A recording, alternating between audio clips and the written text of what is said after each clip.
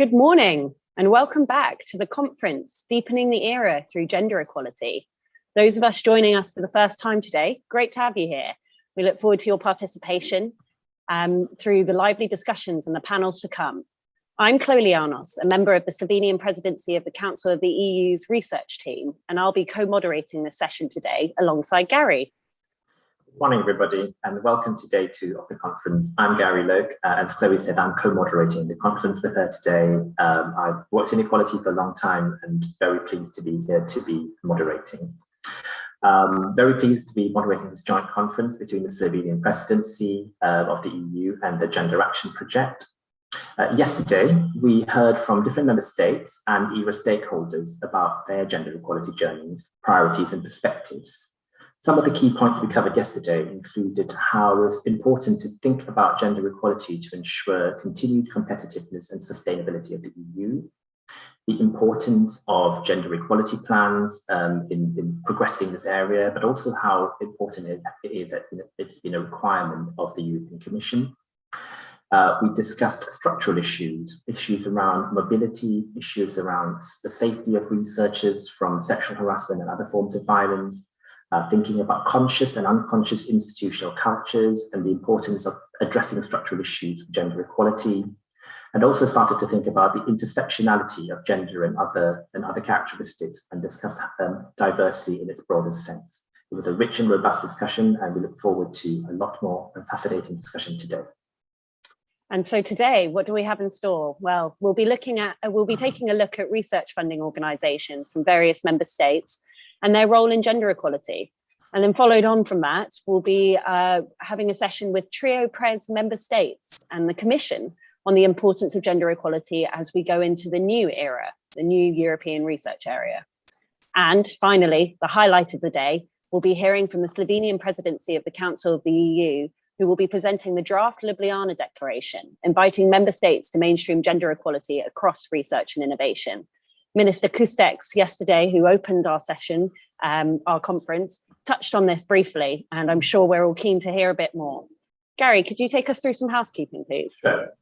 A reminder that all the speaker biographies and conference agenda is available on the conference website through which you'll be watching the stream. The videos will also be available on YouTube on the GENDERACTION channel following the conference. If you do use Twitter and you wish to tweet about the conference, the hashtag is #DeepeningEra. If you have any questions for the sessions today, please use the chat function, which appears in the bottom right hand of your screen to put in questions. There is a question tab, the second tab, so please put your questions in the second tab for speakers. There is also a chat function, so if you wish to share resources, discuss what's happening in terms of the conference, please do use that as a platform for interaction.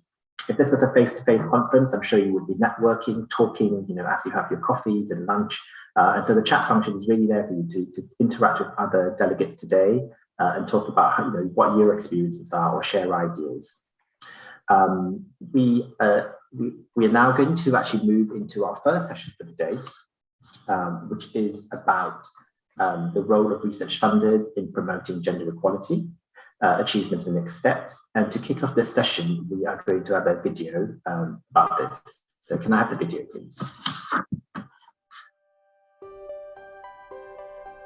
Through research and innovation, we create pathways to our future. To a future society that is sustainable, inclusive and fair. So when it comes to funding research and innovation, we must invest in the best ideas and our best researchers, eliminating gender bias and encouraging diversity. Funding agencies have an important role to play in promoting gender equality and should lead by example by adopting their internal policy. So how exactly can research funders make positive changes? First of all, a funding organisation could start this transformation from within, by reviewing how it works. It can establish gender equality structures and adopt comprehensive strategies to improve, for example, the gender balance in evaluation panels and decision-making bodies, the share of men and women among applicants and grant holders. To evaluate progress made, sex desegregated data are necessary, as is regular evaluation of the impact of the adopted measures. A funding agency's priority must be funding excellent research that is responsible and benefits all equally. This can be achieved by modifying proposal requirements. Applicants should indicate whether sex and/or gender are relevant to their research proposal and how it will be integrated in the entire research cycle, from research design, analysis, to presentation of findings. If it is not relevant, an explanation should be provided. Guidelines on the integration of gender analysis into research content, as well as consultations, should be available both for applicants and evaluators. Finally, funds can be allocated specifically for programs for gender research to fill in the knowledge gaps resulting from previous gender-blind research.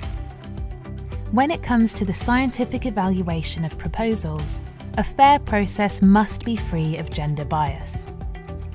This can be achieved by providing gender bias training for evaluators and panel chairs, but also with the adoption of methods such as a double-blind review process.